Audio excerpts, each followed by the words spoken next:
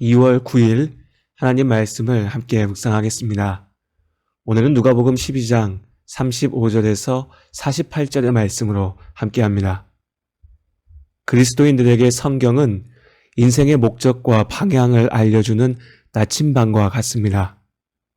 오랜 옛날 바다를 항해하던 사람들은 해안선을 따라서 움직였습니다. 육지가 보이는 범위 내에서만 바다를 항해할 수 있었죠. 사방에 물밖에 보이지 않는 넓은 대양으로 나서게 되면 방향을 알 수 없었기 때문입니다. 시간이 지나면서 뱃사람들은 육지가 보이지 않아도 자신들의 위치를 확인하는 방법을 찾아냈습니다. 낮에는 태양을, 밤에는 별들을 보면서 방향을 찾아내는 것입니다. 대단한 기술이었지만 치명적인 한계가 있었습니다. 날씨가 흐리거나 악천후로 인해서 하늘을 볼 수 없을 때는 여전히 방향을 찾을 수 없었던 것이죠. 그런데 하나님께서 창조하신 사람의 지혜가 얼마나 놀라운지 우리가 매번 놀라게 됩니다. 고대 중국인들은 자석을 자유롭게 움직일 수 있도록 놓아두면 언제나 같은 방향을 가리킨다는 것을 발견했습니다. 그리고 이것을 항해에 이용하였죠. 이렇게 어떤 상황에서도 방향을 잃지 않게 된 것입니다. 바로 나침반의 발명이죠. 이 놀라운 기술은 아랍을 거쳐서 유럽으로 전해졌고 14세기 이후에 대서양과 태평양을 건너는 대항해 시대를 열었습니다. 하나님께서는 자녀된 우리에게 그저 되는 대로 살라고 하지 않으십니다. 어떤 사람들은 예수님을 믿는다는 것을 마치 나를 위한 수호신을 세우는 것처럼 생각합니다. 나는 그저 살던 대로 내 욕심을 쫓아 살면서도 예배 참석과 헌금과 같은 특정한 종교 행위들을 통해서 하나님의 힘을 이용하겠다고 나서는 것이죠. 그렇게 하나님을 부르며 기도하지만 정작 하나님이 누구신지도 모른 채, 아니 알려고도 하지 않은 채 그저 나를 위해 하나님의 그 신비로운 힘을 이용하는 것만 바랄 뿐입니다. 이것은 구원을 얻는 믿음이 아닙니다. 하나님께서는 하나님의 말씀, 성경을 통해서 하나님이 누구신지 알리십니다. 하나님의 자녀된 우리 인생의 목적과 방향을 알게 하시는 것이죠. 인생이라는 바다를 항해하는 우리에게 성경의 말씀은 어떤 상황에서도 길을 잃지 않게 해주는 분명한 기준, 나침반이 됩니다. 오늘 누가복음 12장의 말씀은 하나님께서 성경을 통해 알려주신 우리 인생의 목적 중 하나에 대해서 전하고 있습니다. 곧 오실 주님을 기다리는 삶입니다. 예수님께서 비유를 통해서 말씀하셨습니다. 주인이 잠시 집을 떠납니다. 주인이 없는 동안 집안의 모든 일을 청지기, 종들에게 맡겼습니다. 그들은 주인의 권위를 대신하여서 집을 다스릴 것입니다.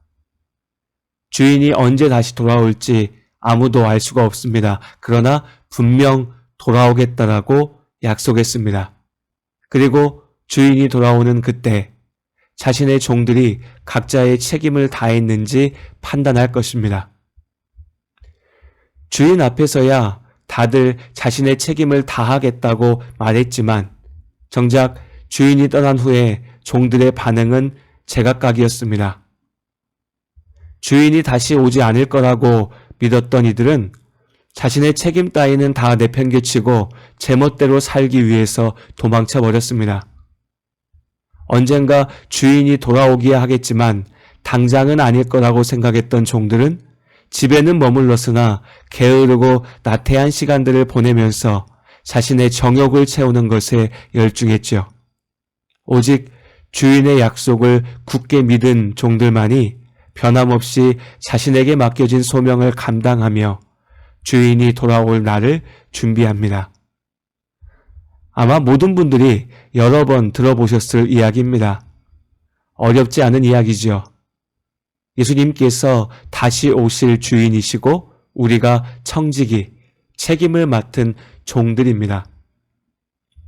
예수님께서는 다시 오실 주님을 기다리며 사는 우리의 자세가 어떠해야 할지 이 말씀을 통해 가르치셨습니다. 그렇게 누구라도 쉽게 이해할 수 있고 모두가 아는 말씀이지만 정작 삶 속으로 들어가면 한결같이 누군가는 도망치고 누군가는 게으름에 빠져 죄를 저지르고 인생의 목적을 망각하게 됩니다. 돌아올 주인에 대해서는 관심이 없지요. 오직 택함받은 지혜롭고 진실한 청지기만이 자신의 자리를 지킵니다.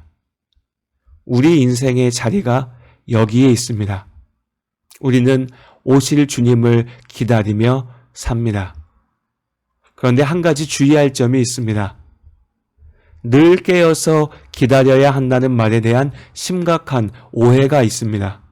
소위 시한부 종말론자들이 빠지는 함정이죠. 그들은 예수님께서 속히 오실 것이니 다른 모든 것들을 다 내팽개치고 자신들 나름대로 정한 몇 가지 종교적인 열심을 다하는 것에 모든 것을 던집니다. 겉으로만 보면 이처럼 대단한 믿음이 없는 것처럼 보이고 이처럼 대단한 열심이 없는 것처럼 보입니다. 하지만 그들의 열심, 그들의 믿음은 방향이 잘못되어 있습니다. 예수님의 비유의 예를 따라서 설명해 본다면요. 이 사람들은 주인이 곧 오신다면서 모든 책임을 내던지고 날마다 문 앞에 엎드려 절만하고 있는 것입니다.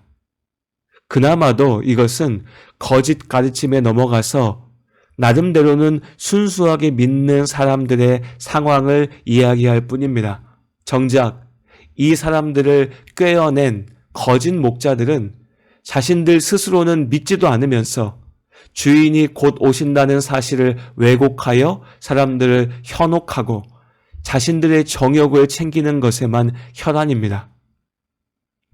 예수님께서는 분명히 언제 오실지 아무도 모른다고 말씀하셨는데 이 거짓 목자들은 나는 그 날을 안다면서 사람들을 현혹하고 착취하죠. 심지어는 내가 바로 돌아온 주인이라고 사람들을 속이는 악한 자들도 있습니다.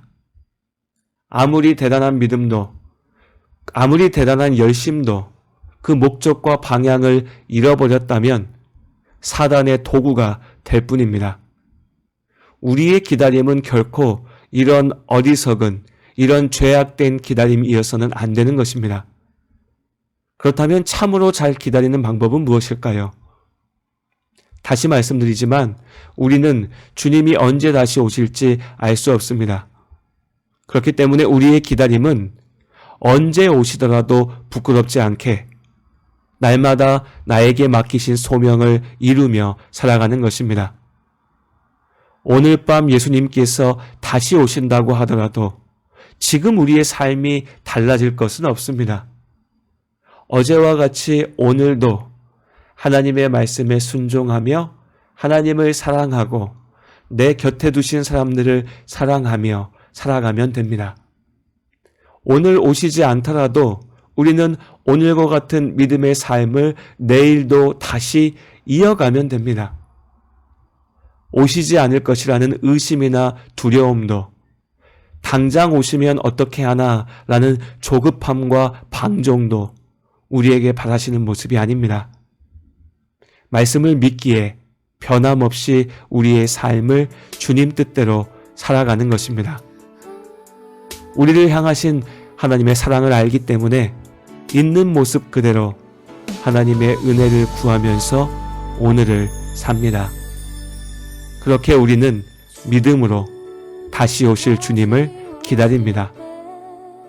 언제일지 알 수 없지만 분명 주님께서 다시 오시는 그날 이렇게 변함없이 때로 부족하지만 주의 은혜를 구하면서 오늘과 내일이 다르지 않게 믿음으로 살아낸 우리의 삶을 예수님께서 기뻐하시고 칭찬하실 것입니다.